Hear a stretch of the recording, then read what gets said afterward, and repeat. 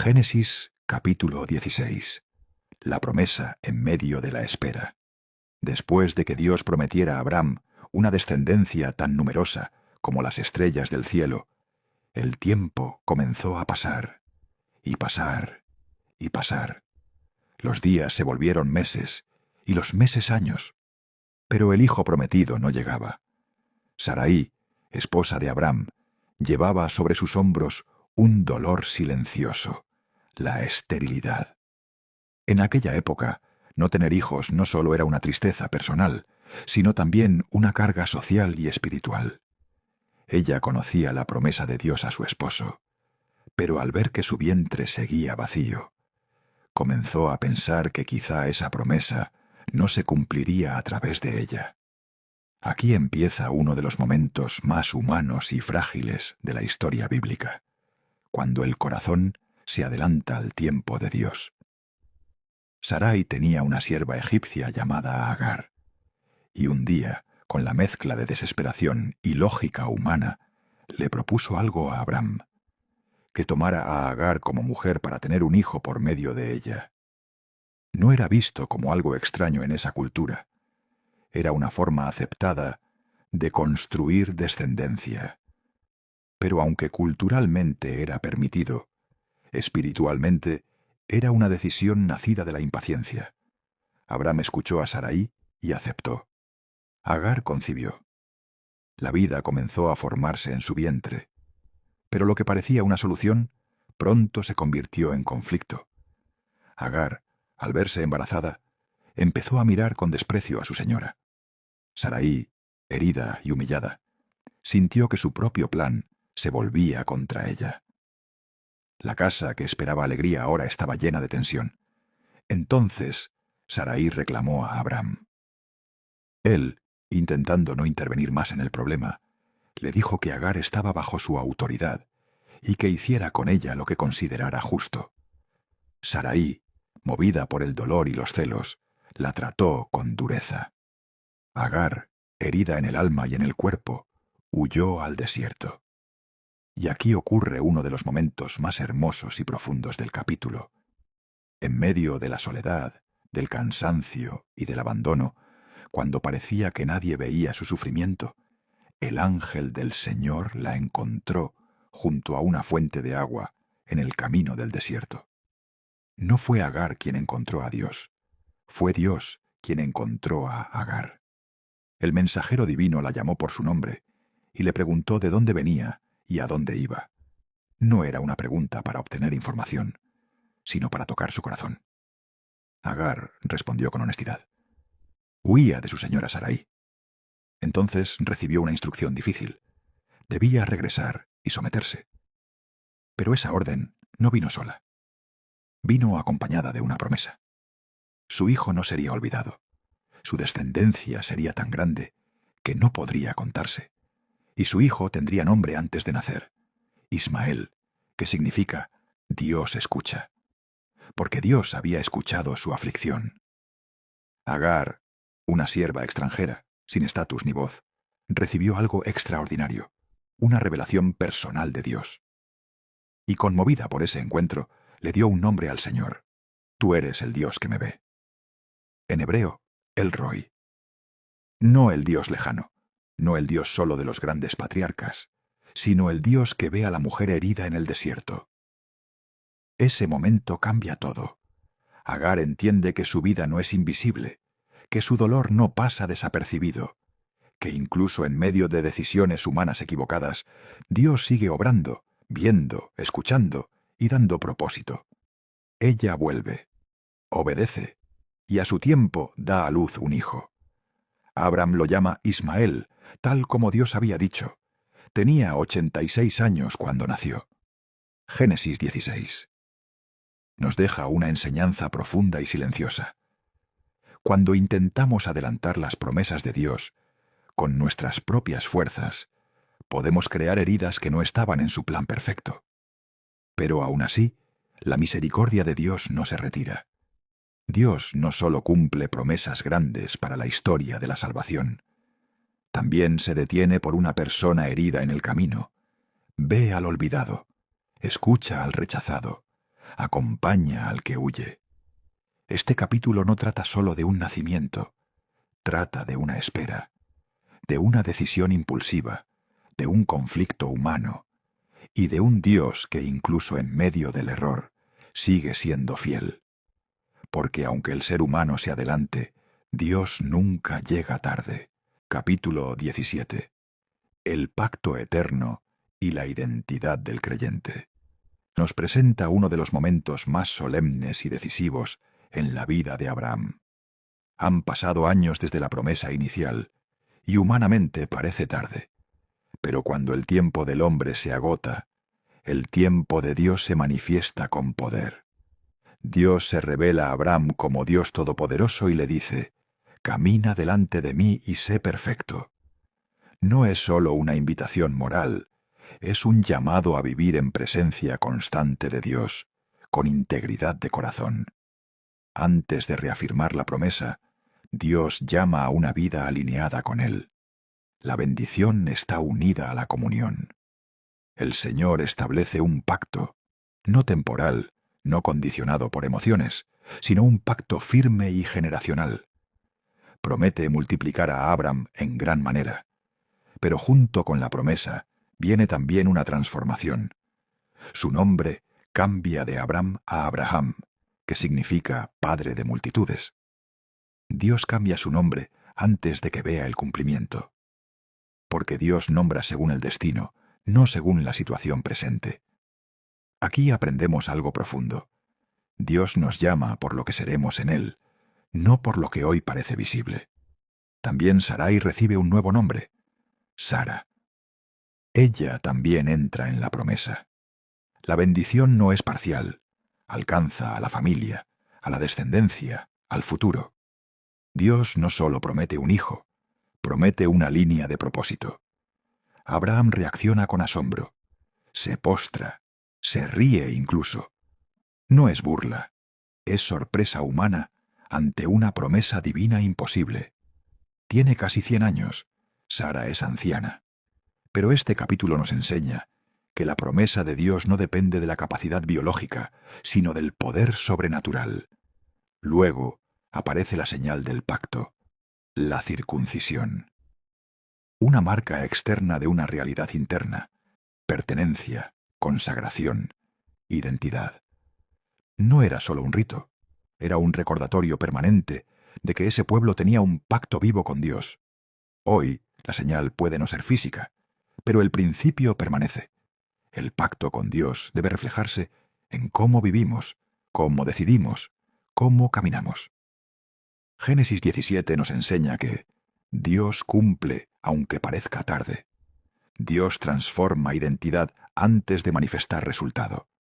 Dios establece pactos, no promesas vacías. Y Dios pide compromiso, no solo admiración. Este capítulo nos invita a preguntarnos: ¿estoy caminando delante de Dios cada día? ¿Estoy creyendo su promesa, aunque el tiempo haya pasado? ¿Estoy viviendo como alguien que pertenece a su pacto? Porque cuando Dios establece pacto, establece futuro. Génesis capítulo 18. Dios visita, escucha y responde. La fe que conversa con Él. Génesis 18. Nos abre una escena íntima y profundamente humana. Dios se acerca. No desde el trueno, no desde la distancia, sino en forma de visita. Abraham está en la entrada de su tienda, en el calor del día, en lo cotidiano, cuando levanta los ojos y ve 3 hombres. Y sin saber aún toda la magnitud del momento, corre a recibirlos. Aquí hay una primera enseñanza personal. Muchas veces, las visitas de Dios llegan envueltas en sencillez. No siempre con señales espectaculares, sino en momentos ordinarios que requieren atención del corazón. Abraham corre, se inclina, sirve, prepara alimento, ofrece descanso. Practica hospitalidad generosa sin saber que está sirviendo al mismo Señor. El corazón dispuesto abre la puerta a encuentros divinos. El mensaje llega. Sara tendrá un hijo. La promesa se repite, pero ahora con fecha cercana. No es un algún día, es volveré, y Sara tendrá un hijo. Sara escucha desde dentro de la tienda y se ríe. No se ríe de burla, se ríe de cansancio, de lógica humana, de años de espera. Es la risa de quien ya cerró esa puerta en su corazón para no sufrir más. Y aquí el texto se vuelve profundamente personal. Dios responde con una pregunta que atraviesa los siglos. ¿Hay algo imposible para el Señor? No es solo para Sara, es para todo corazón que ha esperado demasiado. Para quien oró y no vio respuesta. Para quien dejó de creer para protegerse del dolor. Dios no reprende con dureza, confronta con verdad. Porque la incredulidad no se sana con silencio, sino con revelación. Este capítulo nos enseña que Dios no ignora nuestras risas escondidas, nuestras dudas internas, nuestros pensamientos no dichos. Él escucha lo que pasa dentro de la tienda del corazón. Luego, la escena cambia de tono. Dios habla sobre Sodoma y Gomorra. El clamor por su maldad ha subido. Y aquí vemos algo extraordinario. Dios decide compartir su intención con Abraham. Dios conversa con su amigo, no porque necesite permiso, sino porque la relación con Abraham ya es de cercanía. Esto revela un principio espiritual profundo. La intimidad con Dios abre espacio para entender sus caminos. Entonces, Abraham hace algo valiente. Intercede, pregunta, dialoga, suplica, razona con reverencia. ¿Destruirás al justo con el impío? ¿Y si hay 50 justos? ¿Y si hay 40? ¿30? ¿20? ¿10? No es arrogancia, es intercesión compasiva. Abraham no defiende el pecado, defiende la misericordia. Su corazón refleja el deseo de Dios mismo, salvar. Aquí la enseñanza personal es poderosa. Dios permite que oremos con diálogo. La oración no es solo pedir, es también conversar, clamar, interceder por otros. Abraham se acerca, y cada vez se acerca más, con respeto, pero con valentía. Dice, soy polvo y ceniza, pero aún así habla. Humildad no es silencio, es cercanía reverente. Este capítulo revela 3 verdades para la vida diaria. Primero, Dios se acerca al corazón dispuesto. La hospitalidad, la apertura, la atención espiritual crean espacios de encuentro. Segundo, Dios puede cumplir promesas que ya dimos por cerradas. La edad, el tiempo, la lógica, no limitan al poder divino. Tercero, Dios escucha la intercesión. Orar por otros importa. Pedir misericordia importa. Tu voz delante de Dios tiene peso cuando nace de un corazón alineado. Génesis 18. No es solo historia, es invitación. Invitación a abrir la tienda, a servir sin saber, a creer otra vez, a hablar con Dios con humildad y confianza, a interceder por un mundo quebrado. Porque el Dios que visita también escucha, el Dios que promete también cumple, y el Dios justo también es misericordioso. Cuando no todos quieren salir. Génesis 19 es uno de los capítulos más fuertes del Génesis. No es cómodo, pero es profundamente revelador. Nos habla de juicio, misericordia, decisiones urgentes y corazones divididos. No es solo la destrucción de Sodoma, es el retrato de cómo responde el ser humano cuando Dios advierte. Los mensajeros llegan a Sodoma al atardecer.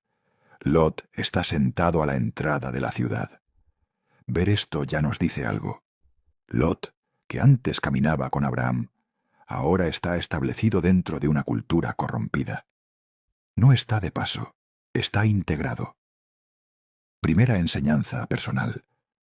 Uno puede acostumbrarse lentamente a ambientes que al principio sabía que no eran sanos. La adaptación progresiva al mal casi nunca se siente brusca. Es gradual. Lot recibe a los visitantes y les ofrece hospedaje. A diferencia del resto de la ciudad, aún conserva sentido de respeto. Aún en lugares oscuros puede quedar conciencia, pero conciencia no es lo mismo que dirección correcta. La maldad de Sodoma se manifiesta sin vergüenza. La violencia moral ya es pública. Cuando el pecado pierde el pudor, la destrucción está cerca. No porque Dios sea impulsivo, sino porque la corrupción ya destruyó el tejido humano. Los mensajeros revelan el mensaje: la ciudad será destruida. Y dan una orden urgente: salgan ahora. Aquí aparece una escena profundamente humana. Lot va a advertir a su familia, y no le creen. Piensan que está bromeando. Segunda enseñanza personal. Cuando alguien ha vivido demasiado tiempo, mezclado con el ambiente equivocado, su voz pierde peso aunque diga la verdad. El testimonio se debilita cuando la vida no respalda el mensaje. Llega la mañana, y Lot aún duda. Y aquí aparece una de las frases más conmovedoras del capítulo. Los mensajeros lo toman de la mano, porque Dios tuvo misericordia de él. No solo le dan dirección, le dan ayuda activa. Tercera enseñanza. La misericordia de Dios a veces nos empuja cuando nosotros no reaccionamos. Hay momentos en que no somos rescatados por rapidez espiritual, sino por compasión divina. La instrucción es clara. No mires atrás, no te detengas. No mirar atrás no es solo físico, es espiritual. Significa no aferrarse a lo que Dios ya declaró que debe quedar atrás. La esposa de Lot mira atrás y queda convertida en estatua de sal. No fue solo curiosidad, fue apego. Su cuerpo salió de la ciudad, pero su corazón no. Cuarta enseñanza personal. Puedes salir físicamente de un lugar, pero si tu afecto sigue allí, no has salido realmente. Hay decisiones que requieren ruptura interior, no solo movimiento exterior. Lot pide ir a una ciudad pequeña, Zoar, en lugar de huir al monte como se le indicó. Aun al ser rescatado, negocia comodidad. Dios permite, pero el texto deja ver su debilidad espiritual. Otra lección importante. Ser salvo no significa estar espiritualmente fuerte. La salvación por misericordia no reemplaza el crecimiento por obediencia. Luego viene la destrucción. El juicio cae. Pero el texto dice algo clave. Dios recordó a Abraham, y por eso rescató a Lot. Quinta enseñanza. Hay bendiciones y rescates que llegan a nuestra vida por la intercesión de otros. Nunca subestimes el poder de alguien que ora por ti. El capítulo termina con un episodio triste, con las hijas de Lot. Aisladas, temerosas, sin visión, toman decisiones torcidas. Esto muestra que salir del lugar de pecado no borra automáticamente la mentalidad aprendida allí. Última enseñanza personal. El ambiente influye más de lo que creemos. Las decisiones tardías cuestan más. La advertencia ignorada termina en pérdida. La misericordia de Dios es real, pero no debe ser abusada. Salir del mal requiere salir también en la mente y el corazón. Génesis 19. No fue escrito para miedo. Fue escrito para despertar. Despertar discernimiento. Despertar urgencia espiritual. Despertar decisión. Hoy la pregunta personal es: ¿hay algo en mi vida del que Dios ya me dijo, sal? ¿Estoy dudando dónde debería moverme? ¿Estoy mirando atrás donde debo avanzar? Dios sigue tomando de la mano, pero llama a caminar hacia adelante. Génesis capítulo 20. Errores repetidos, protección divina y responsabilidad personal. Abraham, el hombre del pacto, vuelve a cometer un error que ya había cometido antes. Dice nuevamente que Sara es su hermana y no su esposa. Este capítulo es profundamente humano, porque nos muestra que incluso quienes caminan con Dios pueden repetir fallas si no sanan sus temores internos. Abraham se mueve de lugar y al llegar a una nueva región vuelve a tener miedo. Miedo de que lo maten por causa de Sara. Y el miedo lo lleva a usar una verdad a medias para protegerse. No dice una mentira total, pero sí una verdad manipulada. Primera enseñanza personal. Las medias verdades también producen consecuencias completas. Justificar una decisión incorrecta no la hace correcta. El temor mal manejado distorsiona la fe. Abraham había visto milagros, promesas, protección divina, pero el miedo viejo todavía no estaba completamente resuelto. Esto nos habla directo al corazón. Tener historia con Dios no elimina automáticamente nuestras áreas débiles. La fe crece, pero debe ser trabajada. El rey Abimelec toma a Sara, sin saber que es esposa de Abraham, y aquí vemos algo importante. Dios interviene antes de que el daño se complete. Dios habla al rey en sueños y le advierte. Esto revela un principio poderoso. Dios puede proteger su propósito incluso cuando sus hijos cometen errores. No porque apruebe el error, sino porque sostiene la promesa. Abimelec responde con integridad. Cuando entiende la verdad, actúa con justicia. Y esto es impactante. El hombre que no pertenece al pacto actúa con más rectitud en ese momento que el patriarca del pacto. Segunda enseñanza personal. No asumas que la cercanía religiosa siempre produce mejor conducta. El carácter se demuestra en decisiones concretas. Dios reconoce la integridad de Abimelec, pero también le da una instrucción. Debe devolver a Sara y pedir oración a Abraham. Aquí aparece algo muy profundo. Aunque Abraham falló, sigue siendo instrumento de bendición. Tercera enseñanza. Dios no cancela tu llamado por una falla, pero sí te confronta para corregirte. El llamado permanece, la corrección también. Cuando Abimelec enfrenta a Abraham, le pregunta, ¿qué nos has hecho? Es una pregunta que también sirve para la vida personal. Cada decisión basada en miedo no solo nos afecta, puede afectar a otros. Consejo directo para la vida. El miedo no tratado termina gobernando decisiones. La autoprotección sin consulta a Dios genera problemas. La repetición de errores señala áreas no sanadas. La fe no es ausencia de temor. Es decisión correcta a pesar del temor. Abraham explica su razonamiento. Dice que pensó que no había temor de Dios en ese lugar. Juzgó antes de conocer. Actuó por su posición. Cuarta enseñanza personal. Tomar decisiones basadas en suposiciones produce errores innecesarios. No todo entorno nuevo es enemigo. No toda persona es amenaza. Luego sucede algo hermoso. Abraham ora por Abimelec y su casa, y Dios sana. El que causó el problema ahora participa en la restauración. Este es un principio espiritual profundo. Dios puede convertir al causante en canal de sanidad cuando hay humildad. Génesis 20. Nos deja lecciones muy prácticas. No ignores patrones repetidos. Revísalos. No maquilles el temor. Entrégalo. No uses verdades a medias. Vive en claridad. No te escondas detrás de experiencia pasada. Busca obediencia presente. Si fallas, corrige, ora y restaura. Este capítulo no humilla a Abraham, lo humaniza. Y eso nos da esperanza, porque muestra que el camino de fe no es perfección continua, es corrección continua. La pregunta personal hoy es, ¿estoy repitiendo un error que ya había identificado? ¿Estoy tomando decisiones por miedo o por confianza? ¿Estoy justificando lo que debo rendir?